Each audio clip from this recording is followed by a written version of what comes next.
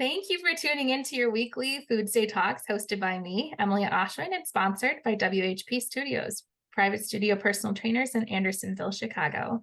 Visit the link in our bios or website to sign up for free nutrition or fitness consultations. Today we have myself, Emily Oshman, registered dietitian, and Will Harlow, sports coach and certified personal trainer. How's it going today, Will? Hey, what's up, Emily? Not much. Fall. I got the fall. I got the leaves falling. I'm gonna go rake some leaves later and get some Ah, sun in my face. It'll be nice. yeah, you got to do it before it gets cold out. That's for sure. Awesome. Well, you mentioned going outside and, doing some activity, and I'm curious, is that more of like a fat burning activity, cardio? What do you think?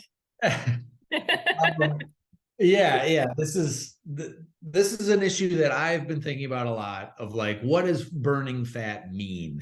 Like Yeah, you hear that term a lot. Like we're gonna go burn fat. We're gonna do this class. We're gonna do this session, do this movement to burn some fat. absolutely. What does that mean? What does that Yeah, actually? so to me, right, as Mhm. a movement person, as an exercise expert, Mhm. um, burning fat is using calories and using calories that are hard on your body. Mhm. So when you ideally you're using carbohydrates, and we've established this in our previous talks. Yeah. Ideally, you're using your carbohydrates, your sugars, your starches to provide you the energy or the caloric expenditure for anything, for living your life, right? But then when you add exercise or you add additional movement, you're probably going to need to add a little bit more of that. Mhm. When you get to that point of you don't have any more carbs in your body, and now you are burning fat, or you are hitting this point called ketosis, which is where your body uses your fat stores and your muscle mass to provide caloric energy for your movement and for your body functions. That is effectively cannibalizing your body stores, right? We store our bodies are made up of fat and muscle on our bodies. And so when you start doing that, it's hard on your body, right? It is hard on your body. And this is something that I'll ask you about Yeah. after. Yeah. But it's not we're I think the general idea is that I just need to work out a bunch, and then I'm going to burn fat, and I'm going to look like I'm ripped and shredded and all that stuff. But really what's happening is you're using what your body actually is, the mass of your body, to try and help you continue to live. And Yeah. so yeah, talk a little bit more about like that point when your body gets to that point, what's really going on. Yeah. So I know we mentioned in the past that, you know, our muscles are using carbohydrates, that's their primary source of fuel. So what happens is when we don't have that fuel in there, so I know commonly a lot of people do like a keto diet and they'll pair it with, usually it's CrossFit they pair it with, but they'll pair it with, some sort of exercise training, whether it's endurance, strength, resistance, whatever you want to call it. But what happens, unfortunately, is that when we're not getting enough carbs to fuel those muscles, it can be really hard on the body, specifically the heart, because it's a pretty big muscle in your body, and also your kidneys, because they're the ones that are having to break down these muscles that are now using that for fuel. And it's not as simple as, we're breaking down muscle, we're turning it into sugar. You get byproducts from it. It breaks down into several different things. So, we've got our amino acids, we've got, different acids within the body that are all contributing to this breakdown. So it's just it's very hard on the body. It can lead to some long-term effects.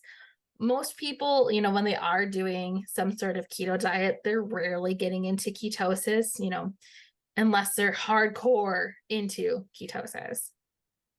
Um, so I know we kind of touched on a little bit of like what that looks like in the body. Um, do you hear a lot of that, wanting to have being ketosis when you're exercising or moving, in your space? Yeah, I think there's a general misunderstanding or a general thought that you are exercising to burn this fat and to get to that point where you're burning the fat. You've got to exhaust all your carbs and then burn the fat off of your body. And then you're going to look cut and ripped and lean and all that stuff, right?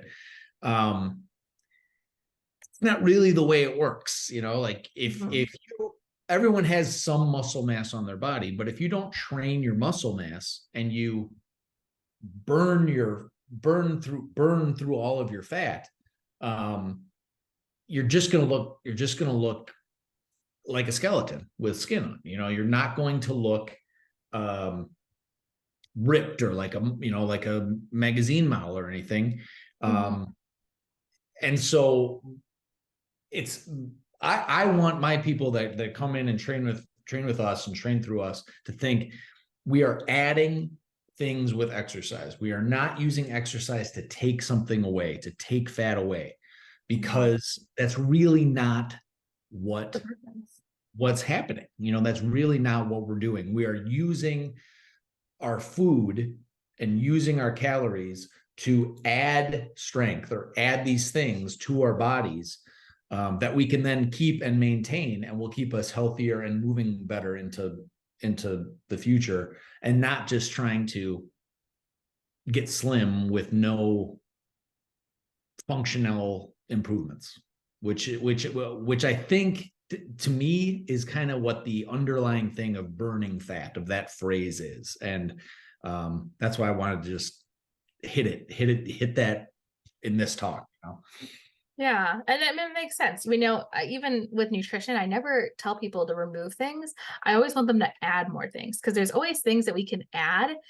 The minute we're saying we're taking it away, we're getting rid of this, we're trying to lose this, burn this, then it becomes that kind of almost like a hostile kind of mindset. It's a very restrictive mindset, and our purpose is really to make you feel good.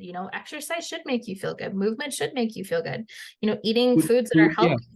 Yeah. Food should make you feel good. Right. So then I know there's always this common myth.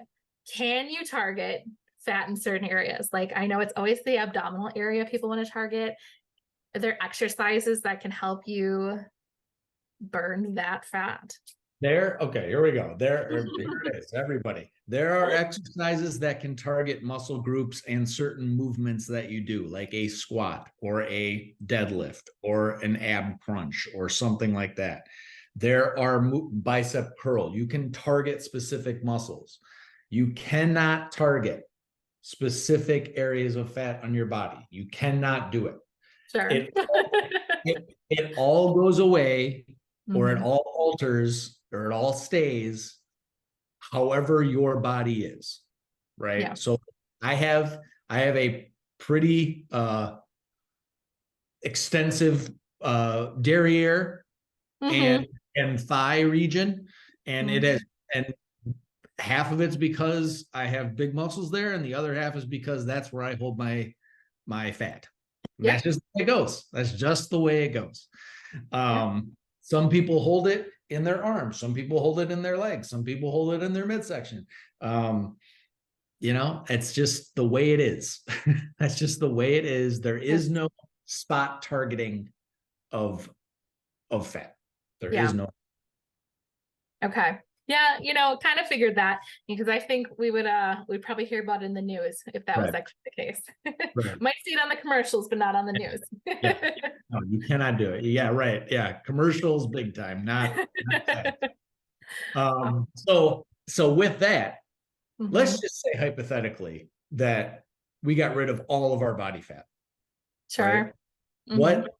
What is that? Like, would we just look like muscles and elbows, or like what would it look like? What are we? Let's do it. Yeah, that actually kind of makes me cringe, thinking about that. That's a super unhealthy position to be in. Honestly, if we were to move every single percentage of body fat, you would probably die from it. You know, it's not a good point to be in. You know, with women, they lose their menstrual cycle. They, you know, men and women, they will grow hair, like extra soft hair on their body, just to keep it warm, because that's what fat does, is it helps keep your body warm. And, you know, it's good for your skin, it's good for your joints, and, you know, being able to cushion and move them. So it's there for a reason. And when it's not there, you know, when we're trying to get as low as possible, it's really dangerous. You know, it can really impact, you know, your body and your life. Not a good place to be in, that's for sure. Yeah. And speaking from like the workout side of that, if you are a bodybuilder or you are a fitness model, which I am not, which not, you know, not very many of my clients, if any of my clients are, Yeah. you don't stay there in that competition body fat percentage for Yeah. very long. You stay there for like the competition day, and then you're out of it, because it is extremely hard on your body. It's extremely challenging. It's extremely unhealthy. Yeah.